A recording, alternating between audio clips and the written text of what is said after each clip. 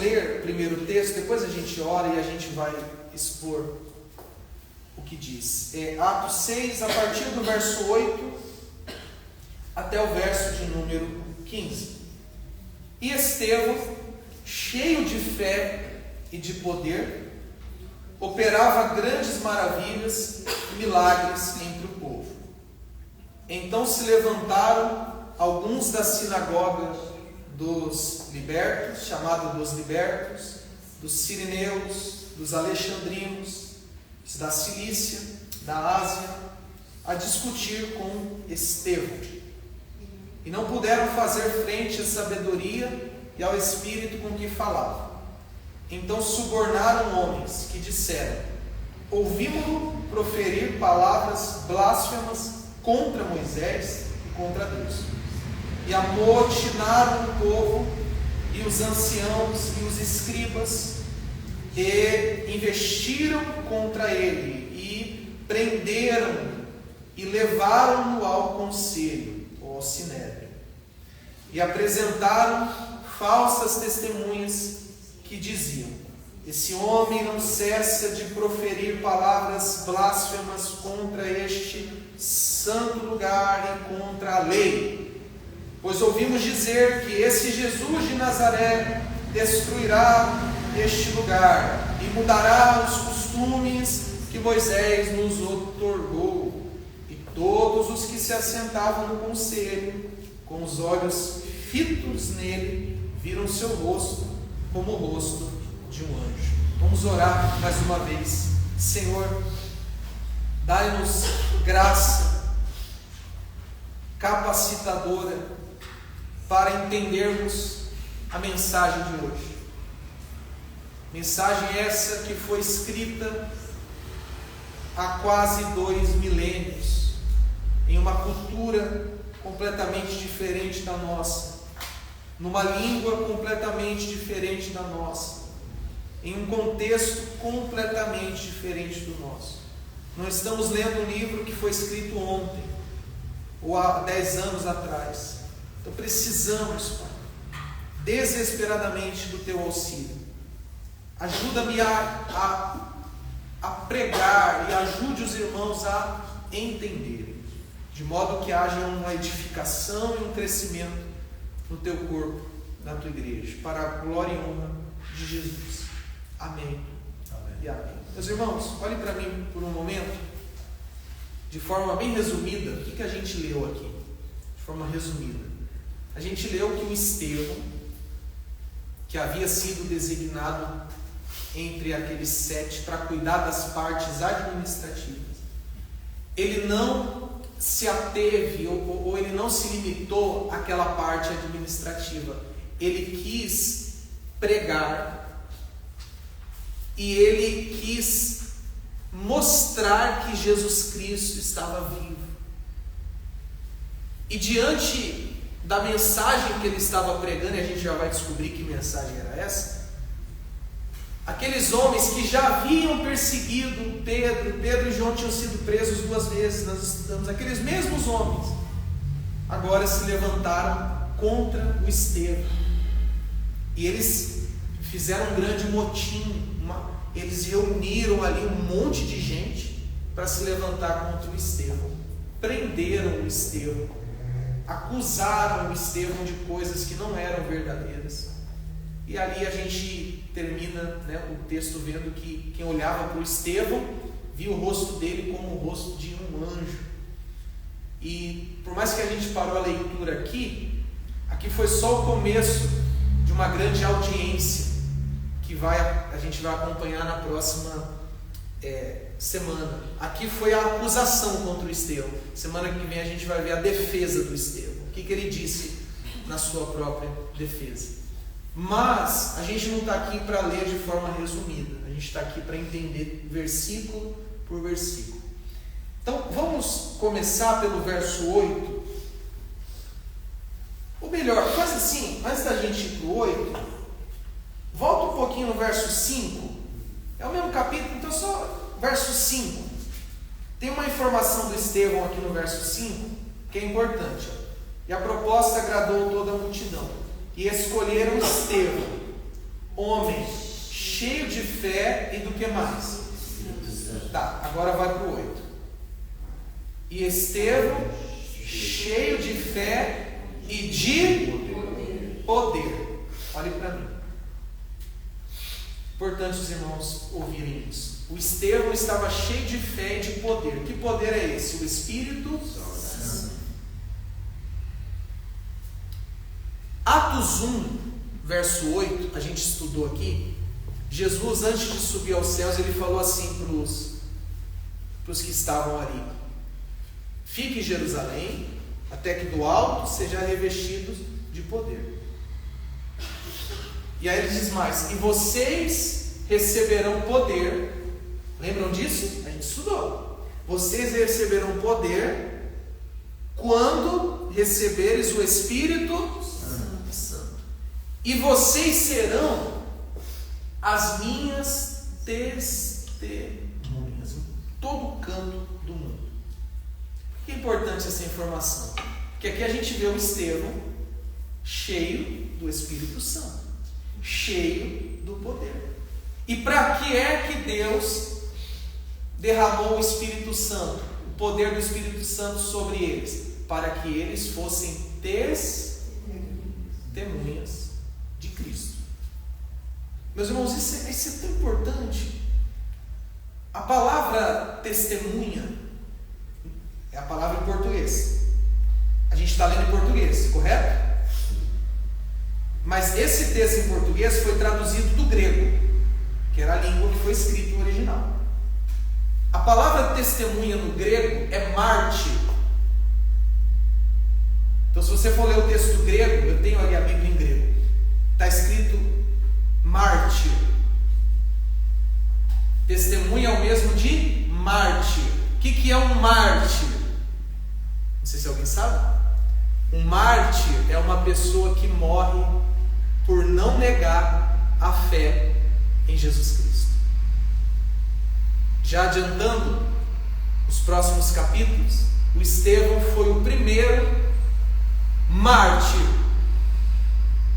a primeira testemunha, o primeiro a ser morto por não negar a fé em Jesus. Então volta ao raciocínio. Lá Atos 1:8: recebereis poder ao descer sobre vós o Espírito, e sereis as minhas testemunhas. Os meus mártires, os que vão morrer por mim. E o Estevão, a gente leu aqui no verso 8, estava cheio de fé, cheio do poder, cheio do Espírito.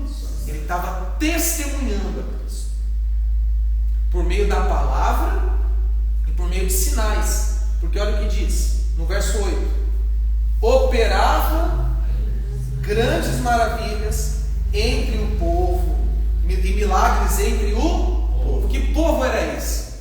Povo crente ou povo incrédulo? O que vocês acham? Povo incrédulo.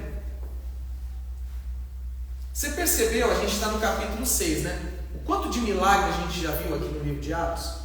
Por que existiam tantos milagres? Porque aqueles milagres Deus realizava entre eles para comprovar que o que eles estavam pregando era a verdade. Lembra do Moisés? Quando Deus enviou Moisés para o Egito, não aconteceu milagre lá no Egito? Por quê? Era Deus falando: Moisés, eu estou enviando dele. Olha a prova aí, olha os milagres.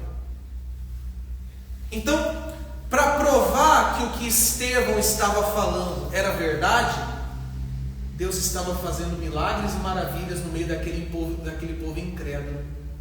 Porque fala a verdade, o milagre chama ou não chama a atenção do incrédulo? Então, o Estevão falava, por exemplo: Jesus está vivo. Como é que eu vou saber que é verdade? Aí Deus vinha lá e fazia um milagre. Aqui, ó, a prova. Por isso que a gente vê tanto milagre no livro de Atos.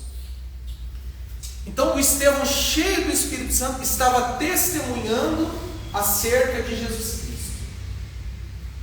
E mais para frente, ele será morto. Essas são as informações do verso 8. Eu posso fazer uma pequena aplicação? Aplicação é algo que a gente traz para a nossa vida. Tá? Isso daqui foi escrito há quase 2000 anos. Vamos aprender algo para a gente aqui? Se você está em Cristo, você tem o Espírito Santo.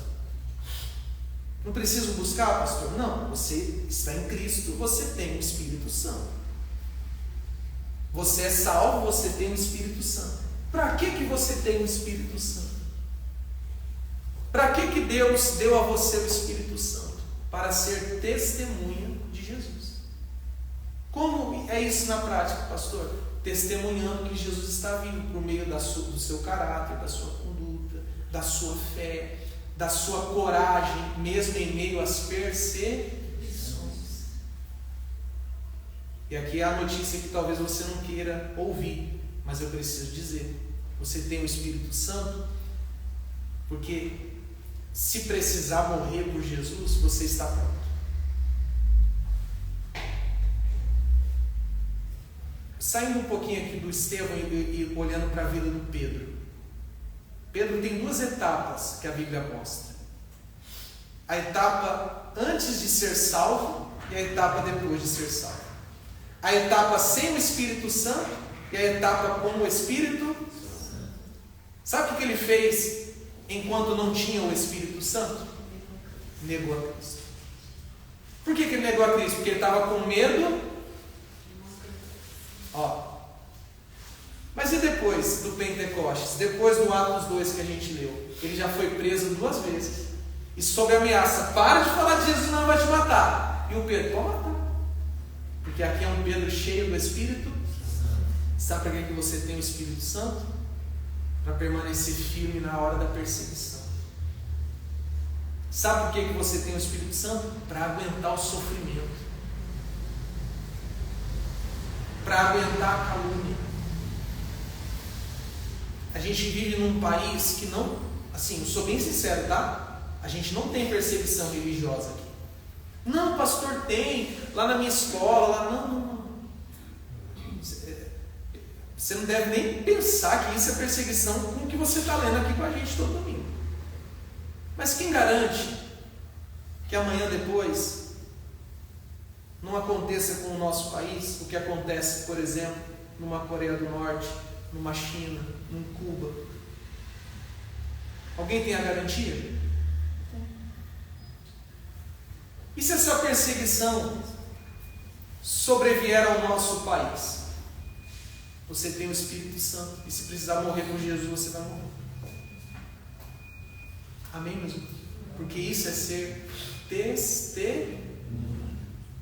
Pastor, e eu achando que o Espírito Santo era para mim ficar falando em língua, eu achando que o Espírito Santo era para mim ficar, rodando, gritando, berrando, chorando, assim, tendo experiências sobrenaturais, tendo visões e adivinhando o CPF, e revelando qual é a cor da camiseta do outro, que tá, a camiseta debaixo da blusa, ninguém está vendo, eu vou revelar qual é a cor. Não, o Espírito Santo é para você aguentar lapada e não negar a sua fé em Cristo. Dito isso, vamos caminhar, vamos ver o que o verso 9 e o verso 10 nos dá de informações. O verso 9 primeiro: então se levantaram alguns da sinagoga, chamados dos libertos, dos sirineus, dos alexandrinos, dos da Cilícia e da Ásia, a discutir com Estevão. Para um pouquinho. Não tem muito o que explicar para os irmãos, mas é importante para você não ficar perdido. Ele fala de várias sinagogas, membros de várias sinagogas. Você sabe o que é uma sinagoga? No período intertestamentário, do Antigo para o Novo Testamento, aqueles 400 anos da história, onde não tem nenhum registro na Bíblia, ali começou a nascer as sinagogas. Posso usar um português bem claro? Igrejas de judeus. Sinagoga era um espaço que os judeus se reuniam para estudar a lei e para cultuar a Deus. Porque por um longo período de tempo eles ficaram sem templo. Não tinha templo. Aqui já tinha, mas por muito tempo sem o templo. Então o que eles faziam? Pequenas igrejas de judeu para eles se reunirem. E isso era em toda a Palestina e em todo o Império Romano tinha sinagogas, pequenas igrejas de judeus. E aí ele fala o nome das sinagogas, né? Sinagoga dos libertos. Quem era o pastor? Provavelmente eram pessoas que haviam sido escravas e foram libertos da escravidão. Aí era a sinagoga de libertos. Sinagoga dos sirineus. O que é o sirineu, pastor?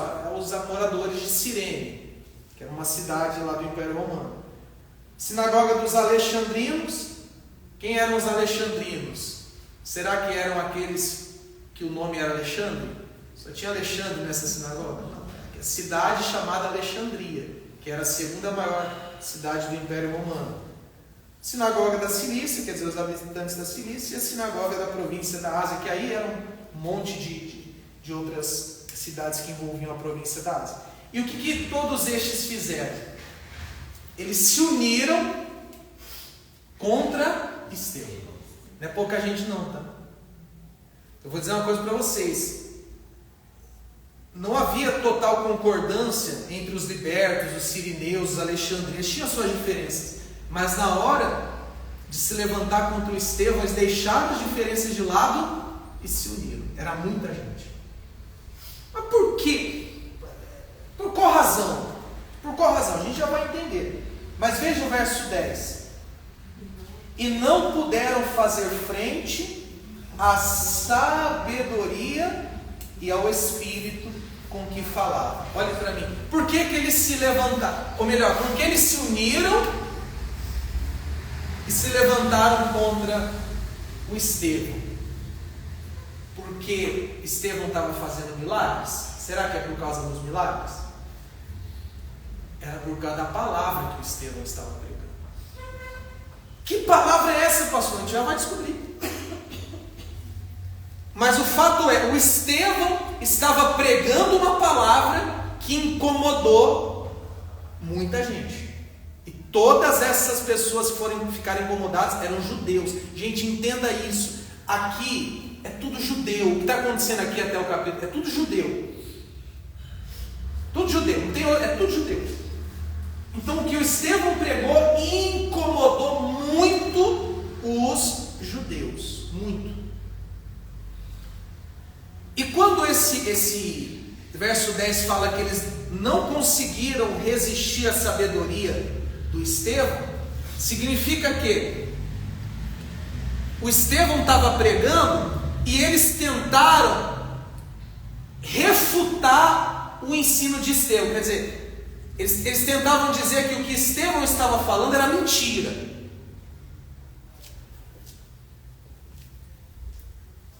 O que aconteceu ali primeiro foi um debate.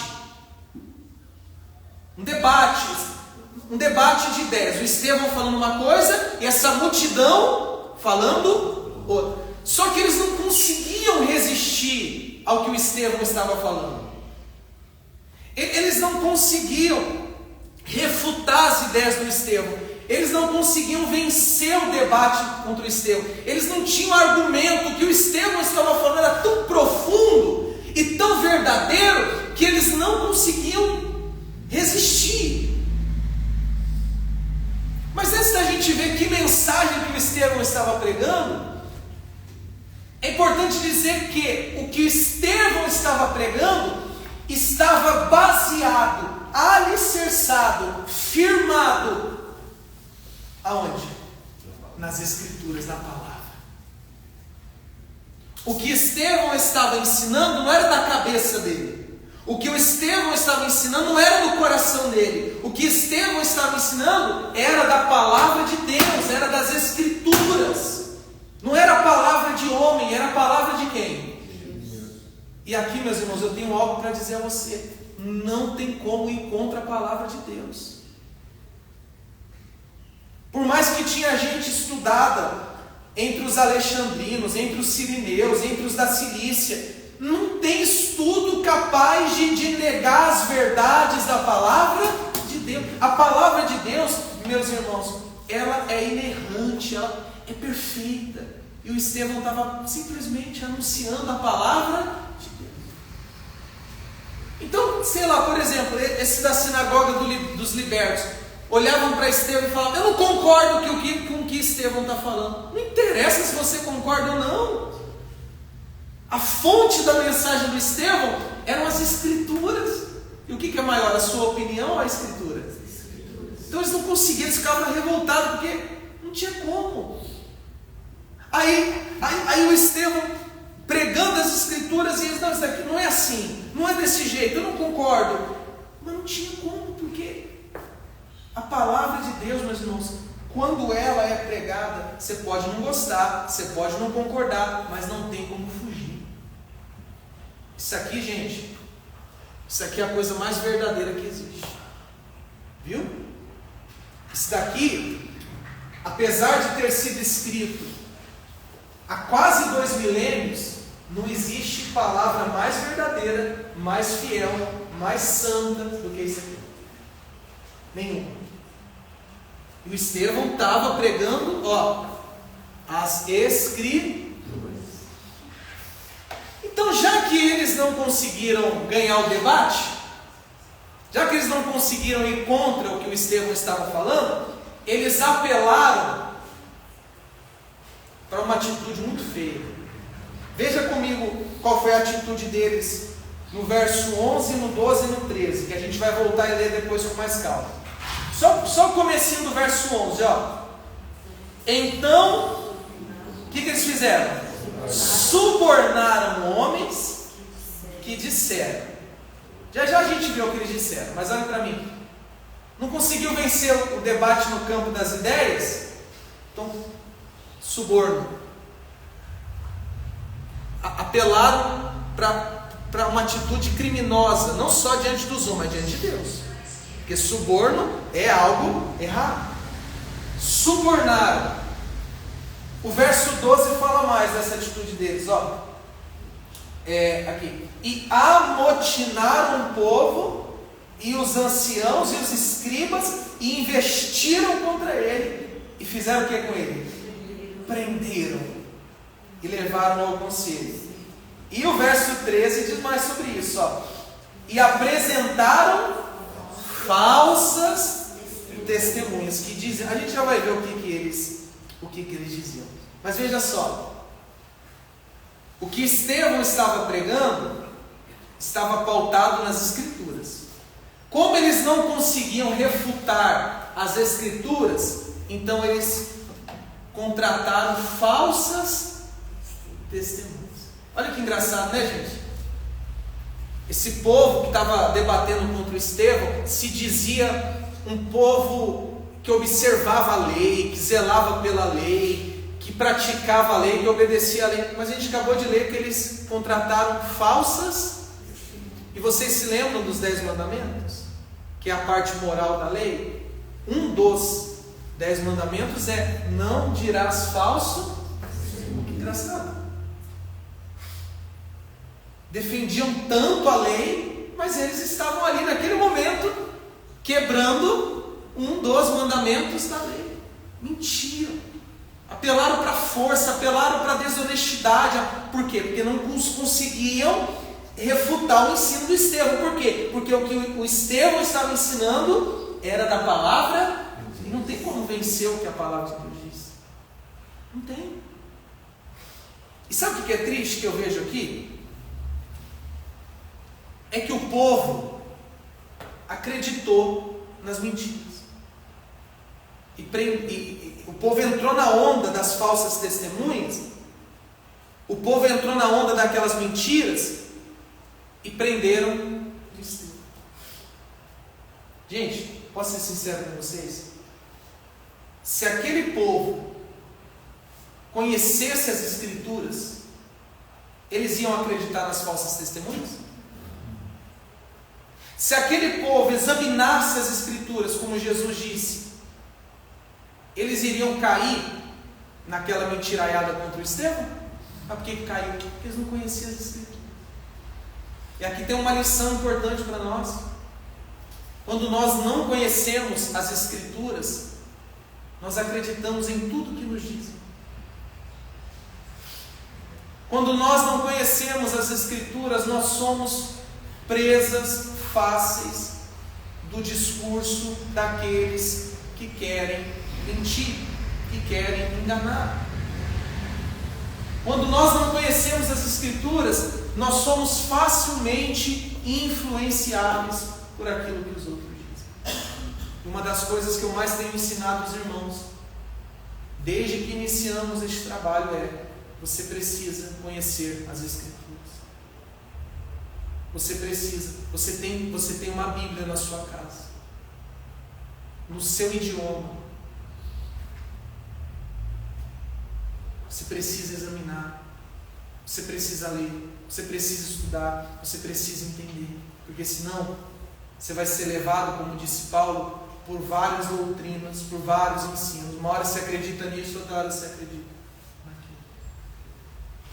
E você tem que acreditar no discurso que está alicerçado na palavra.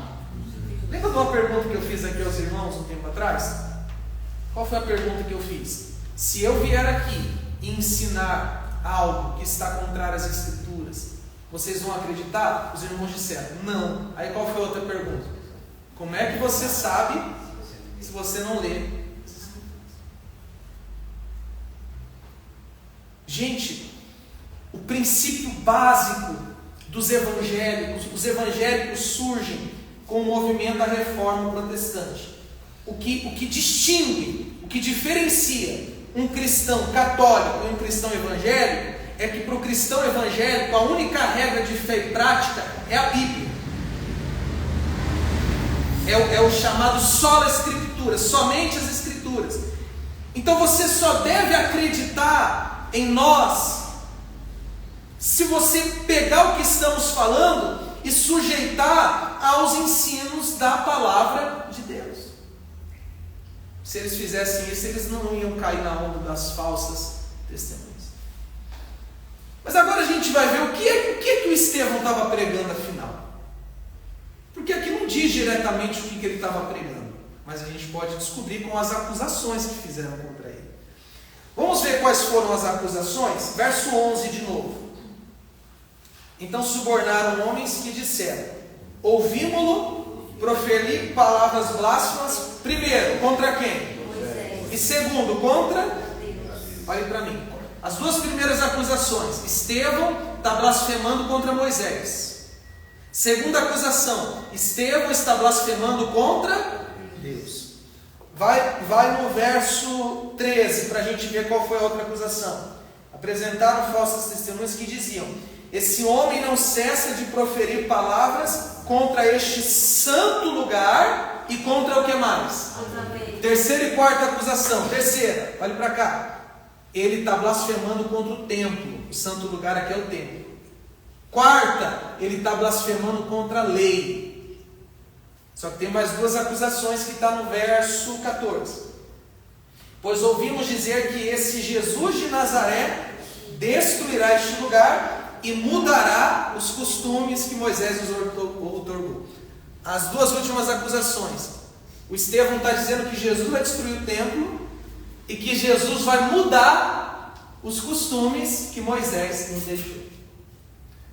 Com essas acusações a gente descobre sobre o que é que o Estevão estava pregando.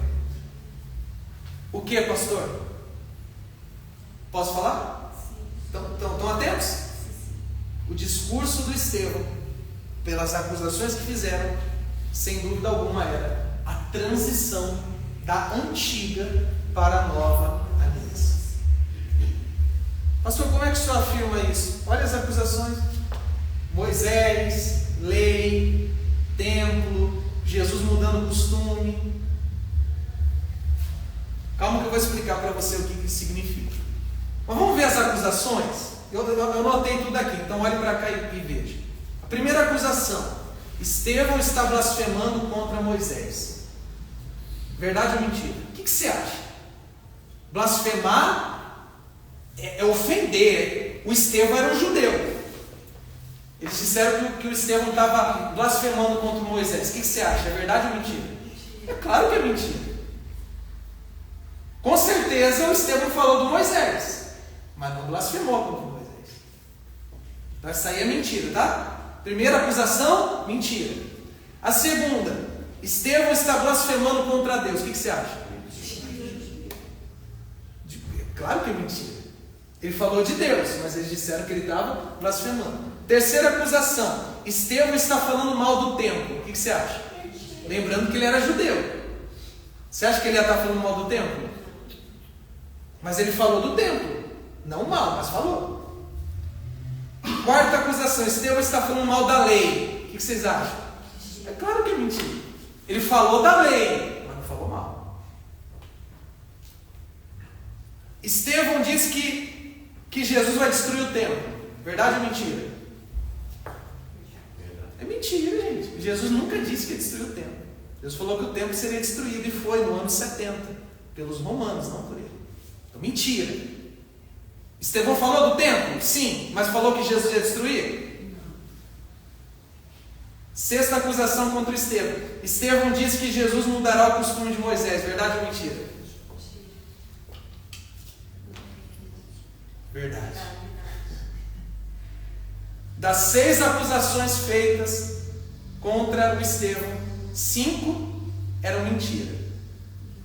E uma, qual? Aqui Jesus iria mudar os costumes de Moisés. Então Estevão falou de Moisés, falou de Deus, falou do tempo, falou da lei e falou que Jesus ia mudar o costume de Moisés. O que é isso, pastor? Transição da antiga para a nova. Olha, posso ser sincero, muito sincero com vocês, principalmente no cenário atual do evangelismo brasileiro. Se você não entender a transição da antiga para a nova aliança, você vai ficar perdido na hora de ler a Bíblia. Você vai ficar perdido diante dos ensinos. Então eu preciso trazer aqui um resumo para vocês. Vocês me permitem? A gente não acabou de ler o texto não, tem um versículo que falta. Então só olhem para cá. Aliança, antiga e nova aliança, ele está falando de 2 formas diferentes de Deus se relacionar com o homem. Basicamente isso. Aliança é a forma que Deus se relacionava com o ser humano.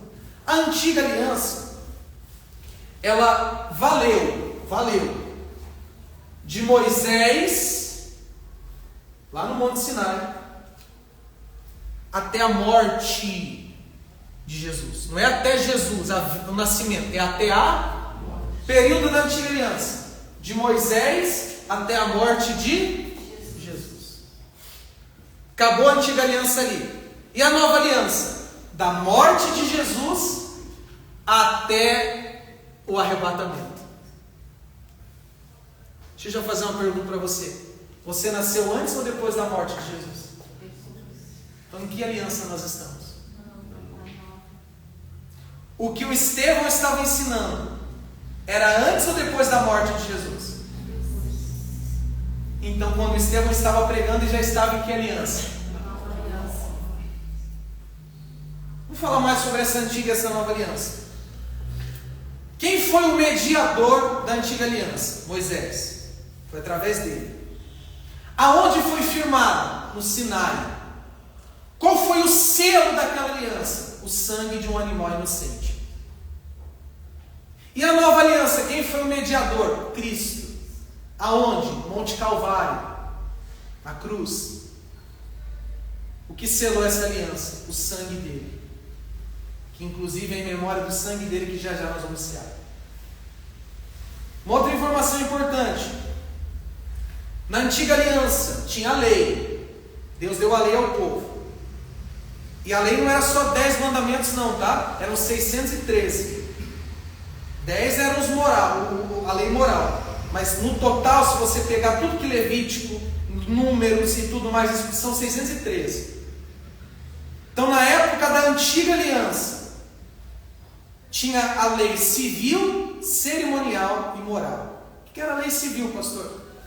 Eram as leis que valiam para o povo se relacionar de uma forma decente. Você tem um escravo, o escravo fez alguma coisa, o que ele merece? Ou você tem o seu patrão fez alguma lei civil que regia o comportamento, assim como nós temos as nossas leis de trânsito, as leis que nós temos. O que era a lei cerimonial? As festas, a circuncisão e tantas outras coisas. Os sacrifícios no templo, tudo era cerimonial. E a moral, pastor? Não matarás, não adulterarás. Os 10 mandamentos. Isso na antiga aliança. Na nova aliança, apenas a parte moral da lei continua valendo. Então tudo que é civil, tudo que é cerimonial, ficou para onde? Para trás. O que vale? Os 10 mandamentos, exceto o sábado, que Jesus ressignificou o sábado. O que vale na nova aliança, pastor? Pega o Êxodo 20, leia os 10 mandamentos, menos o sábado. Aquilo ali continuou. Aquilo ali continuou. Então veja só. Templo era da antiga ou da nova aliança? Altar. Arca da aliança. Levita. Levita é o descendente de Levi. Sacerdote. Sumo sacerdote. Festas. Aquelas festas que tinha lá. Rito de purificação. Ai de você tivesse contato com sangue naquela época. Tinha que passar por um ritual de purificação. E aquela dieta? Não pode isso, pode aquilo. E a circuncisão?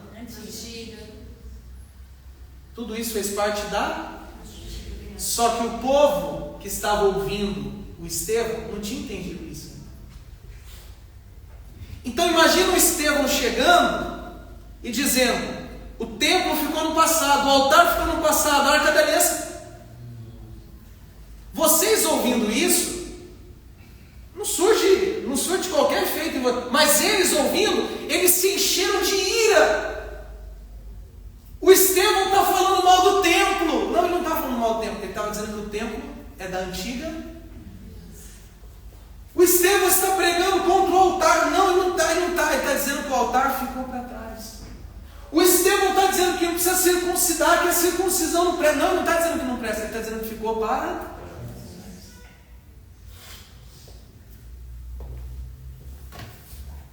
Deixa eu ler uma coisa para vocês aqui.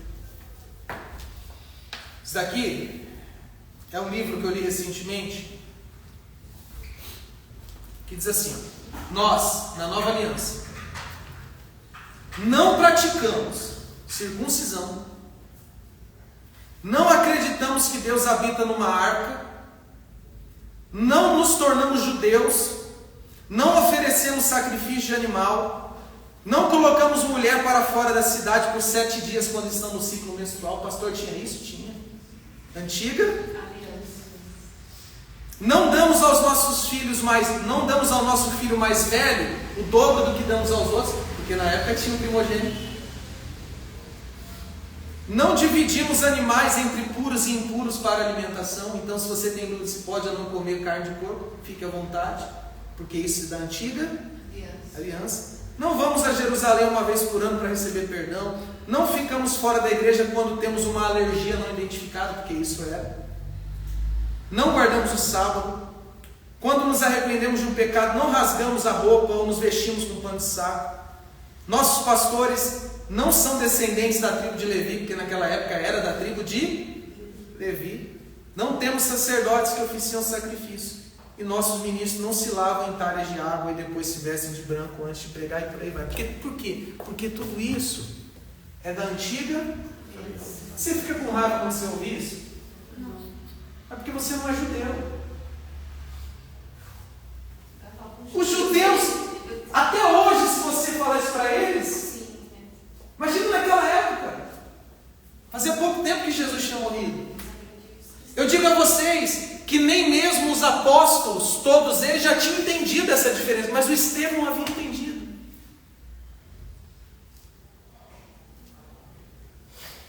O que deu lugar a tudo isso? Aí eu vou perguntar a você: oração é da antiga ou da nova? Da nova. Da antiga também, mas continuou na nova. E o batismo? O que tem no culto cristão? Oração, louvor, ensino da palavra, ceia, batismo. E a oferta com generosidade. Quais elementos tem no culto cristão? 3. Elemento que eu falo para tocar. Qual, pastor? Só tem 3. Pão.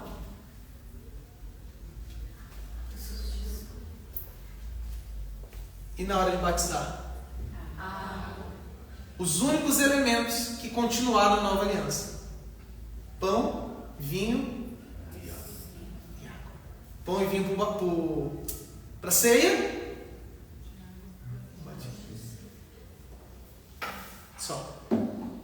Só isso. Absolutamente. Mais nada. Só que vocês ouvindo isso, eu espero que vocês entendam. Mas naquela época, eles ficaram morrendo de raiva. Por isso que prenderam o Estevão. E digo mais, por isso que mataram o Estevão, que nós vamos ler na parte das próximas domingos. Porque o Estevão estava pregando: hoje é Cristo, e somente Cristo. É Jesus. Acabou a arca, acabou o altar, acabou o templo, acabou o sábado, acabou a circuncisão. É Cristo. Nós, meus irmãos, estamos na nova aliança. Acabou. Por isso que muitas das práticas, principalmente nas igrejas neopentecostais, elas chegam a beirar a blasfêmia. Por quê? Porque como é que você, estando na nova aliança, bota uma arca e faz as pessoas pensar que Deus vai abençoar elas por conta daquela arca? Como que pode, na nova aliança, a gente colocar uma plataforma elevada e chamar essa plataforma de altar, que você vai fazer um sacrifício, porque aquele é o altar? Não é o altar. Não é, nós não somos judeus, nós não temos templo, nós não guardamos sábado, nós não estamos na antiga aliança. Nós estamos em Cristo, na nova e eterna aliança em Cristo. Amém, meus irmãos? Amém. Tudo isso teve o seu valor, mas ficou para onde? Entendeu por que cada confusão? Entenderam o que o Estevão estava pregando?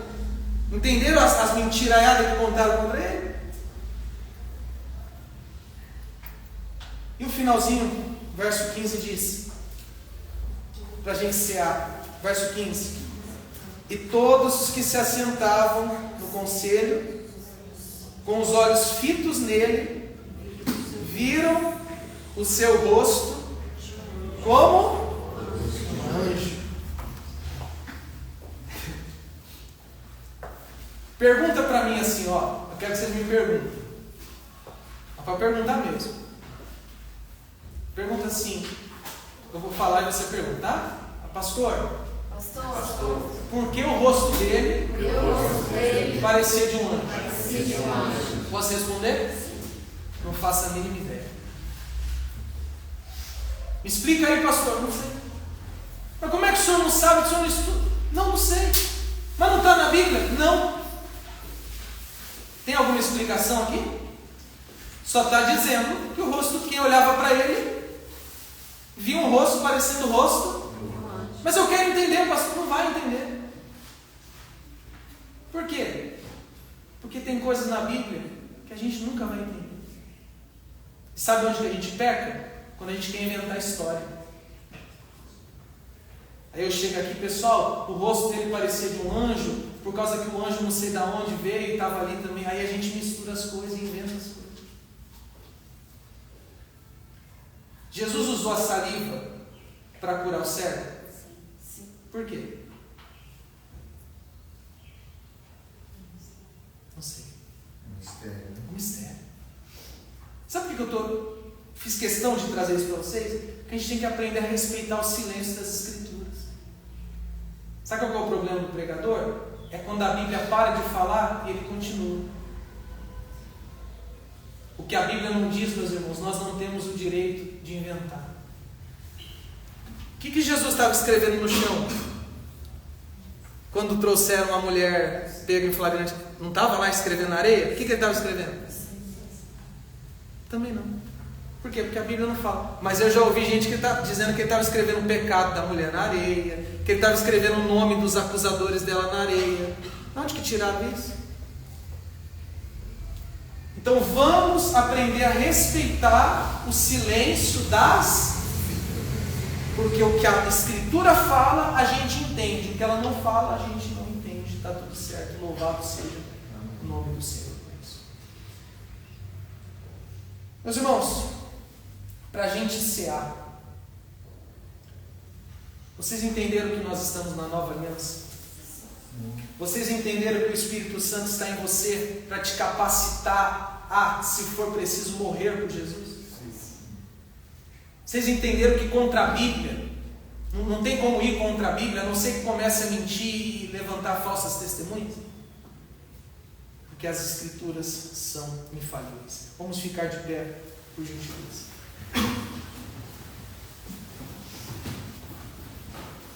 Domingo que vem, a gente vai ver a defesa do Estevão, porque se você é acusado, você tem o direito de se... Ele se defendeu, e de uma forma espetacular.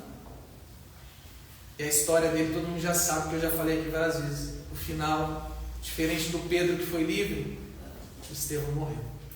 Mas teve um propósito. Teve um propósito especial. Então o que eu vou fazer agora? Eu vou fazer uma oração.